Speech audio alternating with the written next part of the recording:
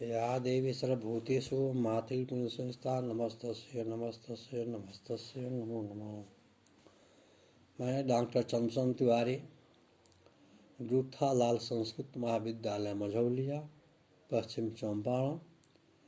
आज मैं online class के माध्यम से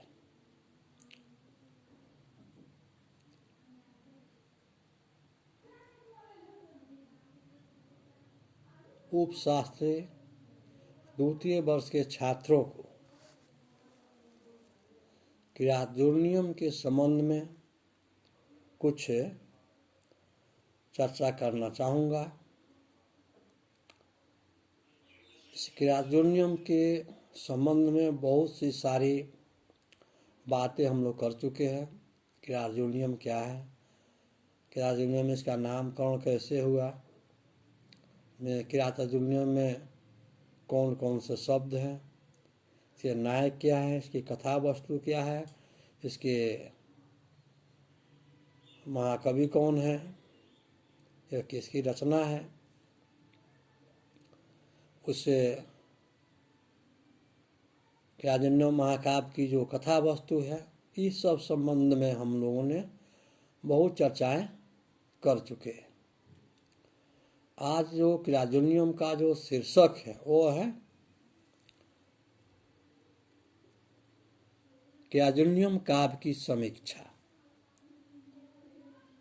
क्रियाजोनियम काव्य की समीक्षा, यह आज का शीर्षक है। इसी संदर्भ में मैं आज चर्चा करना चाहूँगा कि यह जो काव्य है उसकी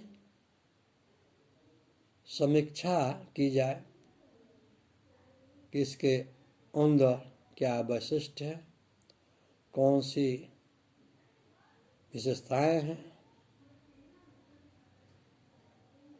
यह काव्य में किस तरह का काव्य है,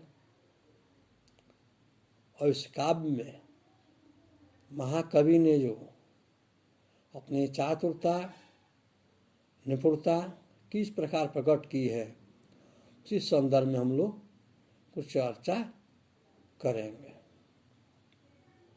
जैसा कि हम जानते हैं कि महाकवि भारवी निसंदेह एक उच्च कोटि के कवि है, कि इनकी जो काव्य में कल्पना है वह उच्च कोटि की कल्पना है। इनके जो विचार हैं वह उच्च कोटि के विचार हैं, क्योंकि यह महाकाव्य राजनीतिक विषयक महाकाव्य है, राजनीति से संबंध रखने वाला महाकाव्य है। फिर भी इसमें जो काव्य गुण है, काव्य की विशेषताएं हैं, उसको जानना परम आवश्यक है। क्योंकि संस्कृत साहित्य में महाकवि कालिदास के बाद जो कवि हैं, उन कवियों में भारवी का स्थान अत्यंत महत्वपूर्ण है। क्योंकि भारवी ने जो इसे क्रियाजोनियम महाकाव्य में इसे काव्य सौंदर्य को, इससे काव्य वैशिष्ट को जो ऊंचाइयों तक पहुंचाने का जो एक सफल प्रयास किए हैं वो अन्यथ दुर्लभ है। क्योंकि महाकवि भारवी ने इसे क्रियाजोनियम में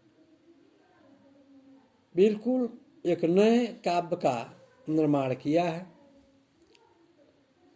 कि इसके जो विषय वस्तु है वो अन्य काव्यों से भिन्न है। उनका एकमात्र काव्य, भारवी का एकमात्र महाकाव्य क्रियाजोनियम संस्कृत के 5 महाकाव्यों के में से एक है। अर्थात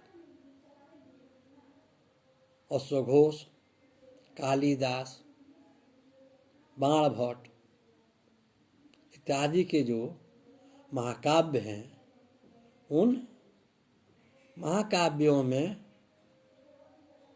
यह क्रियाजूल्यम एक विशेष महाकाव्य है। इसका एक विशेष स्थान है, क्योंकि इस क्रियाजूल्यम महाकाव्य में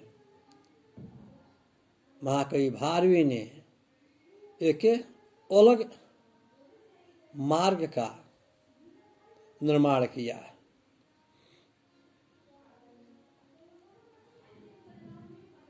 महाकाव्यों की लक्षण की कसौटी पर क्रियाजूल्यम पूरी तरह खरा उतरता है। अर्थात महाकाव्यों के लिए जो आवश्यक तत्व है कि सर्गों की संख्या 7 से अधिक हो, इसके नायक जो हो कोई देवता हो या धीरोदात्त क्षत्रिय हो,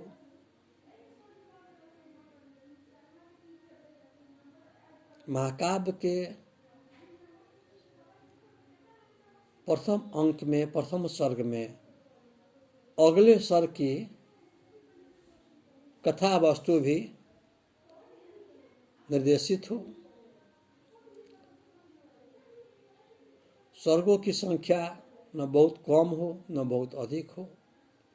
इस प्रकार हम देखते हैं कि इस क्रियाजूल्यम महाकाव्य में जो महाकाव्यों की कसौटी है वह पूर्ण रूप से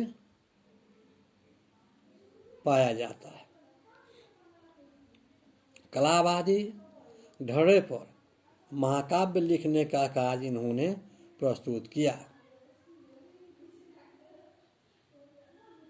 क्योंकि कलावादी अर्थात कवि की कल्पना, कवि की कलम से जो एक विशेष प्रकार की रचना की गई है वो क्रियाजूल्यम में देखने को मिलता है। क्योंकि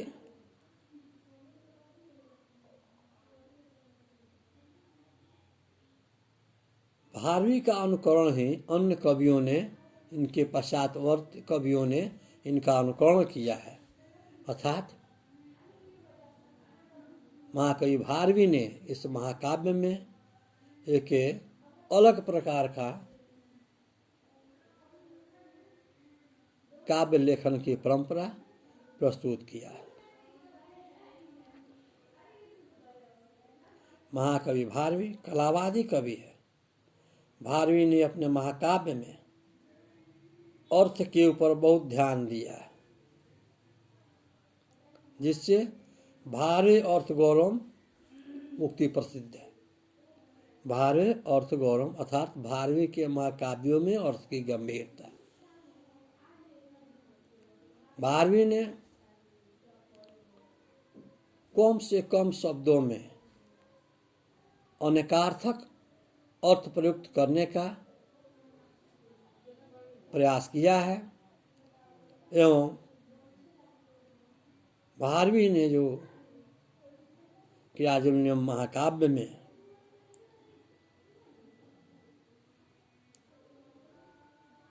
बहुत कम शब्दों में व्यापक अर्थों को प्रस्तुत करने का प्रयास किया है। इसीलिए उनके संबंध में कहा गया है भारे अर्थ गौरव, अर्थात भारवी के काव्यों में अर्थ की गंभीरता पाई जाती है।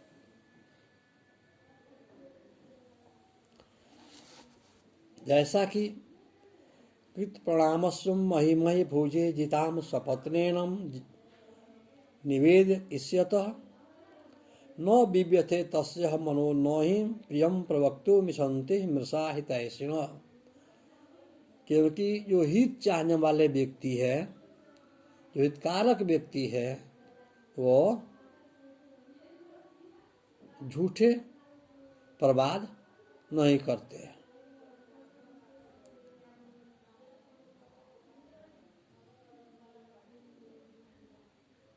न विव्यथे तसो मनो, उसका मन व्यथित नहीं हुआ, अर्थात वनेचर का मन व्यथित नहीं हो रहा है, जो अपने आँखों से देखा है उसी को राजदूषी के समक्ष प्रस्तुत कर रहा है।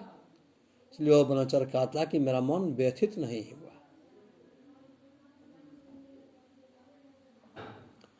डॉक्टर भोला शंकर व्यास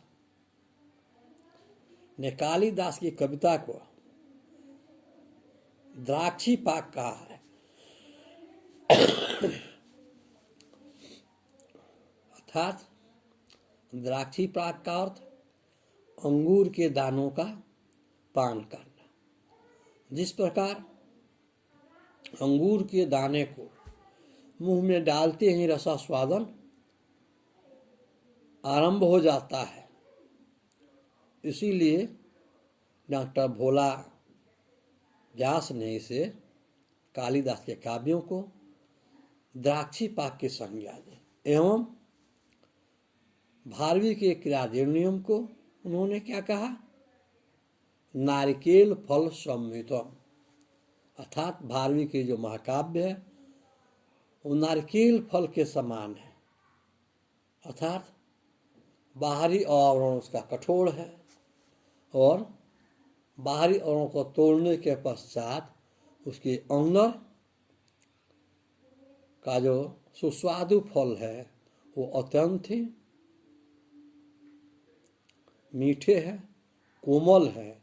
इसीलिए भोला व्यास ने कालिदास के काव्य को द्राक्षी पाक कहा और भारवी के क्रियाजन्यम महाकाव्य को उन्होंने नारिकेल फल सम्मितम की संज्ञा दी है।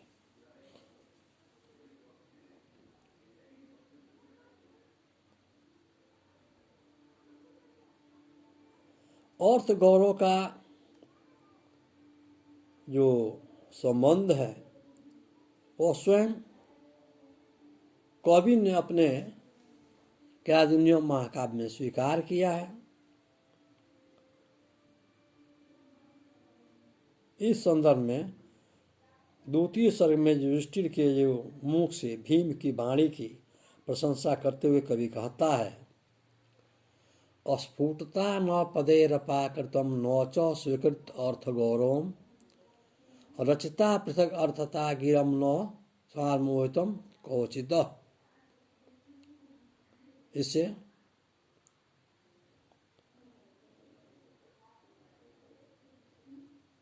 श्लोक में भारवी ने स्वयं अर्थगम्यता को स्वीकारा है कि स्वीकृत अर्थ गौरव को स्वीकार करते हैं भारवी। उनके काव्यों में अर्थ की गंभीरता पाई जाती है। भारवी का कोई शब्द अनावश्यक नहीं है, क्योंकि साहित्य में सार्थक शब्दों का अध्ययन किया जाता है। निरर्थक शब्दों का अध्ययन साहित्य में नहीं होता है। इसलिए भारवी के जो क्रियानियम में जो प्रयुक्त शब्द है वह पूर्णतः सार्थक शब्द है। अपितु अभिप्राय है कि भारवी के पास शब्दों के अनुपम भंडार है, व्यापक भंडार है। वो शब्दों के कोषागार रखे, ट्रेजरी रखे, तो सदैव विशेष अर्थ व्यक्त करने के लिए सदैव कवि के पास तैयार है। जिस शब्द की आवश्यकता पड़ती है महाकवि भारवी उसको प्रयुक्त कर देते हैं उस श्लोक में। इसलिए महाकवि भारवी के पास शब्दों का भंडार है और अपनी आवश्यकता के अनुसार शब्दों का ये प्रयोग करते हैं।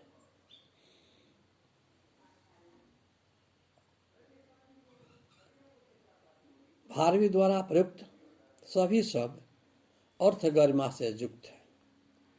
एक तरफ जहाँ भारवी वीर रस वर्णन करने में पटु है, निपुण है, वहीं दूसरी तरफ श्रृंगार वर्णन में भी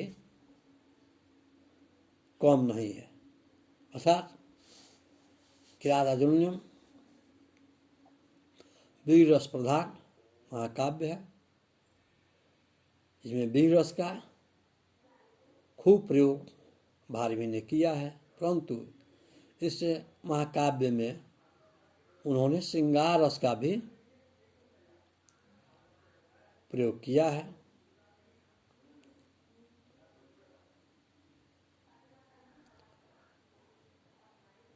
क्योंकि जल विहार के समय कि नायिका ने हाथ में पानी लेकर नायक के ऊपर जो उछाला, अर्थात जलक्रीड़ा करते समय कोई नायिका अपने हाथों में जल लेकर नायक के ऊपर जो छींटा करता है, पानी को मारता है, उसे देखकर प्रिय ने हंसकर उसका हाथ पकड़ लिया। स्पर्श के कारण नायिका प्रसन्न हो गई।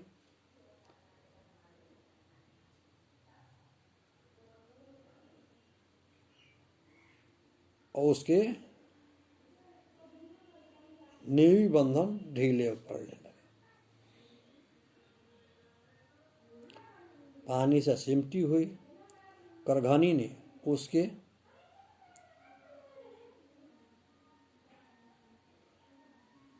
आंसू को इसी तरह से रोक लिया जैसे वह प्रिया सखी के समान ठीक समय पर नायिका की सहायता कर रही है। शीर्ष के फूलों की तरह कोमल लाल लाल चोंचों में धान की पीली बालियां लेकर आकाश में उड़ रहे पराग शरद वर्णन का उल्लेख महाकवि भारवी ने अपने काव्यानुनियम में किया है। गुलाब के वन से उड़कर गुलाब के फूलों का पराग आकाश में छिटक गया है। हवा उसे आकाश में चारों ओर फैलाकर मंडलाकार बना देती है। आवरण और मंडलाकृति पराग संघात ऐसा प्रतीत हो रहा है मानो वो सोने के छत्र की शोभा धारण कर रहा है। इसीलिए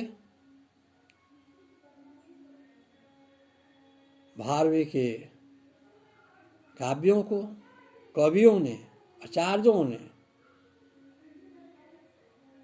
आत्मत्र भारवी कहा है।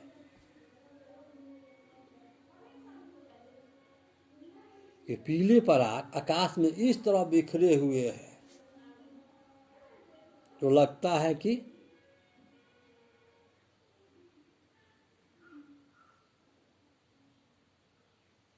कुंडल के तरफ वो दृश्यमान हो रहा है। उसी को देखकर हमारे आचार्यों ने, विद्वानों ने भारवी के महाकाव्य को या भारवी को आत्मत्व भारवी की संज्ञा दी है। इस प्रकार हम देखते हैं कि महाकवि भारवी का महाकाव्य किरातार्जुनीयम काव्य की दृष्टि से उपयुक्त है, महत्वपूर्ण है, सार्थक है। इसे किरातार्जुनीयम महाकाव्य में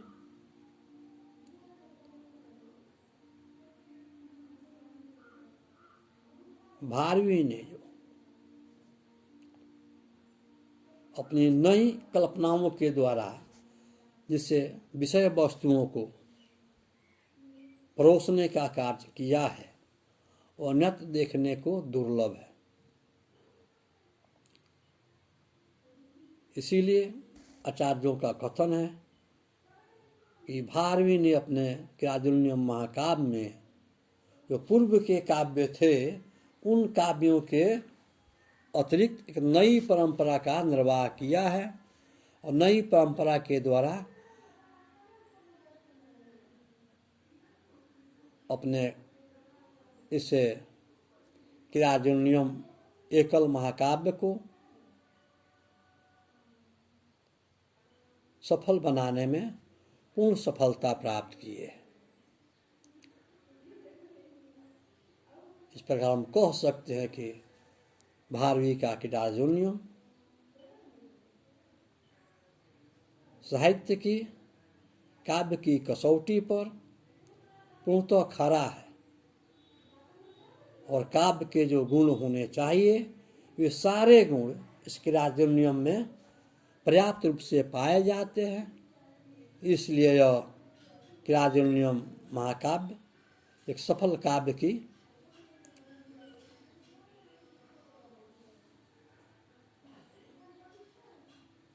पूर्ति करता है और हम कह सकते हैं कि महाकवि भारवी का जो किराजुल्यम महाकाव्य है वो समीक्षात्मक दृष्टि से अर्चनात्मक दृष्टि से भी पूर्णतः खरा उतरता है। इसमें कहीं किसी प्रकार की त्रुटियां नहीं हैं। इसलिए यह भारवी का